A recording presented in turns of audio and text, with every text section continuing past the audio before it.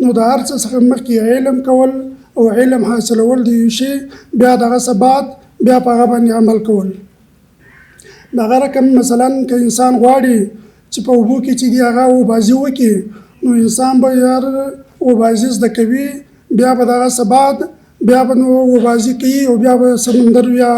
اوبو ته چې دغه به ورلویږي. مګر که چیرې اوبازي نه یې زده او دی اوبو ته ځان ورواچوي نو بیرغ به ځان تباه کړي نو پیدا به نه وي. نو په همدې خاطر باندې دا کم کارونه یا دا کم مسؤلیتونه یا دا کم واکونه چې موږ تاسو ته سپارل شوي دي نو په همدې خاطر باندې زموږ تاسو لپاره څه کول پکار دي چې یو پلان موږ د هغه په مقرراتو